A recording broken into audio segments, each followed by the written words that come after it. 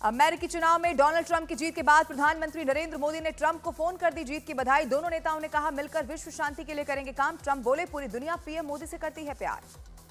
America के राष्ट्रपति चुनाव में डोनाल्ड ट्रंप ने 295 वोट पाकर दर्ज की बम्पर जीत, जबकि कमला हैरिस को मिले 226 वोट। राष्ट्रपति चुनाव में मिली हार के बाद हार्वर्ड यूनिवर्सिटी में कमला हैरिस ने के समर्थकों को यहां पर संबोधित किया। इस दौरान उन्होंने अपनी हार को भी स्वीकार किया। अगले साल डोनाल्ड ट्रंप भारत का करेंगे दौरा। भारत में होने वाले क्वाड लीडर्स सम्मेलन में डोनाल्ड ट्रंप लेंगे हिस्सा। अमेरिका के राष्ट्रपति चुनाव में डोनाल्ड ट्रंप की जीत पर कांग्रेस नेता मणिशंकर अय्यर का विवादास्पद बयान। डोनाल्ड ट्रंप के चरित्र पर उठाए सवाल। डोनाल्ड ट्रंप पर कांग्रेस नेता मणिशंकर अय्यर के विवादास्पद बयान पर बीजेपी ने किया पलटवार। शहजाद पूनावाला ने कहा लोकतांत्रिक तरह से जीते ट्रंप पर सवाल उठाना अमेरिका की जनता के फैसले का है अपमान। यूक्रेन के राष्ट्रपति जेलेंस्की ने डोनाल्ड ट्रंप को अमेरिका के राष्ट्रपति चुनाव में जीत की बधाई दी। कहा विश्व शांति पर उनका पहला भाषण शानदार था। नागपुर में राहुल के संविधान की किताब लेकर भाषण देने पर बीजेपी ने निशाना साधा। कहा राहुल ने भाषण के दौरान जिस किताब को दिखाया उसके पन्ने कोरे थे। राहुल गांधी के बयान पर महाराष्ट्र के सीएम एकनाथ शिंदे का पलटवार। बोले संविधान का झूठा नैरेटिव नहीं चलेगा, जब तक सूरज चांद रहेगा बाबा साहब का संविधान रहेगा। महाराष्ट्र चुनाव के लिए महाविकास आघाड़ी ने 5 गारंटी वाला घोषणा पत्र किया जारी। युवाओं को 4,000 रुपए बेरोजगारी भत्ता, महिलाओं को 3,000 रुपए हर महीना और जाति जनगणना कराने का किया वादा।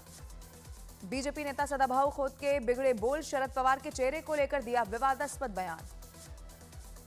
सदाभाऊ खोत के बयान पर भड़के अजीत पवार। बोले शरद पवार के खिलाफ विवादास्पद बयान बर्दाश्त नहीं। शरद पवार आज भी हमारे लिए आदरणीय है। योगेंद्र पवार ने विधानसभा चुनाव में जीत का किया है बड़ा दावा। कहा शरद पवार हमारे साथ है, जीत हमारी होगी। अजीत पवार के खिलाफ बारामती से चुनाव लड़ रहे हैं योगेंद्र पवार। एआईएमआईएम के नेता नासिर सिद्दीकी ने महाराष्ट्र विधानसभा में घुसकर नीतीश राणे को मारने की धमकी दी। नीतीश पर नासिर सिद्दीकी ने लगाया 2 समुदायों के बीच आग फैलाने का आरोप। महाराष्ट्र चुनाव के प्रचार के लिए वाशिंगटन पहुंचे योगी आदित्यनाथ ने बटेंगे तो कटेंगे का फिर से किया जिक्र। कहा भारत को दुनिया की सबसे बड़ी ताकत बनना चाहिए। अकबरुद्दीन ओवैसी ने फिर से किया 15 मिनट का जिक्र। कैंपेनिंग टाइम का जिक्र करते हुए कहा 15 मिनट मेरा पीछा नहीं छोड़ रहा। 2012 में कहा था 15 मिनट के लिए पुलिस हटा लो, पता चल जाएगा ताकतवर कौन।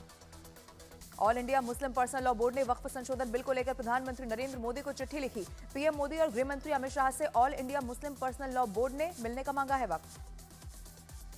भड़काऊ भाषण देने के खिलाफ मिथुन चक्रवर्ती पर मामला हुआ दर्ज। बीजेपी नेता मिथुन चक्रवर्ती पर पिछले महीने उत्तर 24 परगना में पार्टी के कार्यक्रम में भड़काऊ भाषण देने का लगा है आरोप। केंद्रीय गृह और सहकारिता मंत्री अमित शाह आज आतंकवाद निरोधी सम्मेलन का करेंगे उद्घाटन। दिल्ली में सुबह 10:30 बजे होगा ये कार्यक्रम।